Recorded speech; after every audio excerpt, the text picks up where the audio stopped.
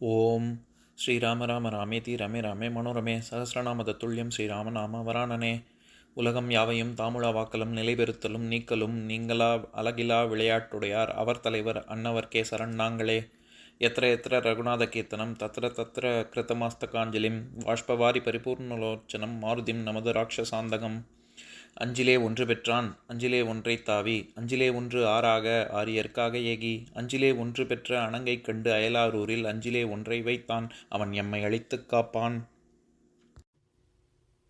இன்னைக்கு நம்ம கம்பராமாயணத்துல பாலகாண்டத்துல மிகைப்பாடல்கள்ல அகலிகை படலத்துல 2வது பாடல் பார்க்க போறோம்.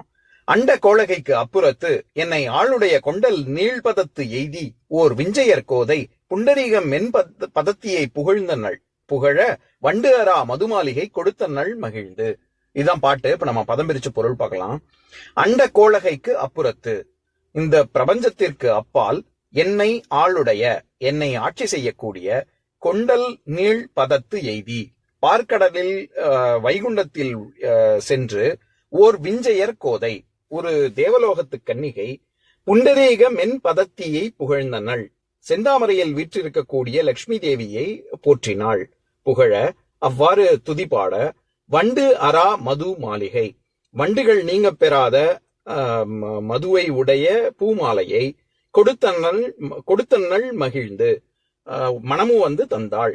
இப்ப நம்ம இந்த பாட்டுல இருக்கக்கூடிய நயங்களை பார்க்கலாம்.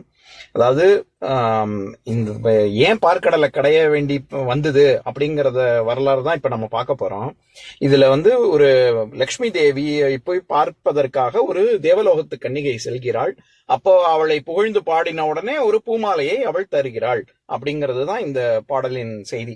இந்த பூமாலை தான் இந்த தேவலோகத்து கன்னிகைகிட்ட இருந்து துர்வாசகருக்கு போய், துர்வாசகர்கிட்ட இருந்து இந்திரனுக்கு போய், இந்திரன் கிட்ட இருந்து ஐராவதத்துக்கு போய், ஐராவத யானை விட்டு எரிஞ்ச உடனே துர்வாசருக்கு கோபம் வந்துடும். இதனுடைய மகிமை தெரியாம இப்படி நீ பண்ணிட்டியே, உன்னுடைய எல்லா செல்வங்களும் எல்லாமே எல்லாம் சென்று மறையட்டும் அப்படின்னு சபிச்ச உடனே அதை மீட்டெடுக்கிறதுக்கு தான் இவங்க பார்க்கடலையே கடைவாங்க.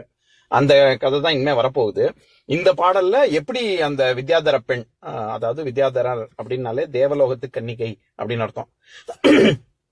ஒரு விதமான, அதாவது விஞ்சையர், வித்யாதரர், இது எல்லாமே தேவலோகத்து கன்னி, ஒரு வகையான தேவ ஜாதியை குறிக்கும்.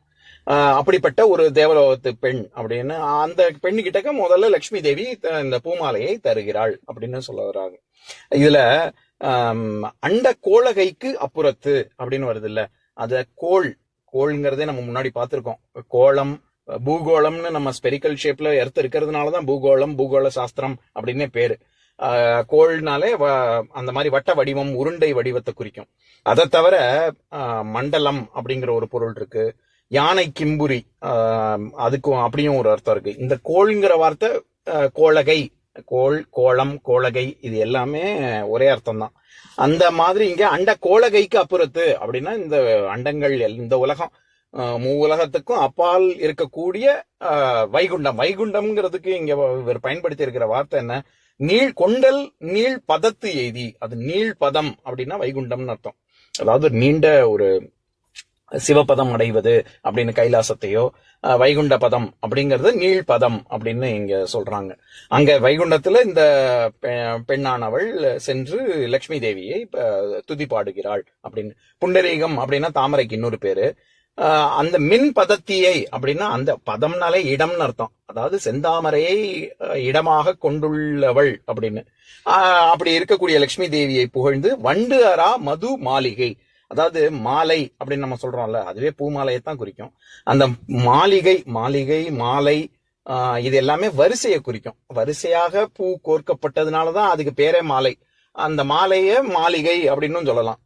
இந்த இடத்துல மாளிகை அப்படிங்கிற சொல் தான் வந்திருக்கு. அப்படிப்பட்ட ஒரு பூமாலையை லட்சுமி தேவி தந்தாள் அப்படின்னு.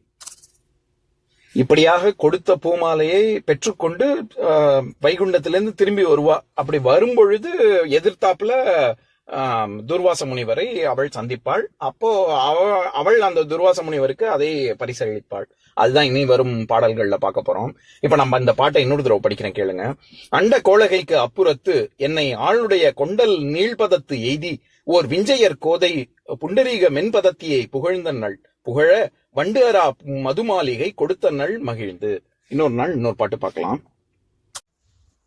ॐ शान्ताकारं भुजगशयनं पद्मनाभं सुरेशं विश्वाधारं गगनसदृशं मेघवर्णं शुभाङ्गं लक्ष्मीकान्तं कमलनयनं योगिहृद्यानगम्यं वन्दे विष्णुं भवभयहरं सर्वलोकैकनाथम्. உம்பரோடு இம்பர்காரும் உலகம் ஓர் ஏழும் ஏழும் எம்பெருமான் என்று ஏத்தி இறைஞ்சி நின்று ஏவல் செய்ய தம்பியரோடும் தானும் தருமமும் தரணி காத்தான் அம்பரத்து அனந்தர் நீங்கி அயோத்தியில் வந்த வள்ளல். ஓம் பூர்ணமதः பூர்ணமிதம் பூர்ணாத் பூர்ணமுதஸ்யதே பூர்ணஸ்ய பூர்ணமாதாய பூர்ணமேவாவசிஷ்யதே. ஓம் சாந்தி சாந்தி சாந்திஹி. ஓம் சர்வேஷாம் ஸ்வஸ்திர்பவது சர்வேஷாம் சாந்திர்பவது சர்வேஷாம் பூர்ணம் பவது சர்வேஷாம் மங்களம் பவது. ஓம் சாந்தி சாந்தி சாந்திஹி.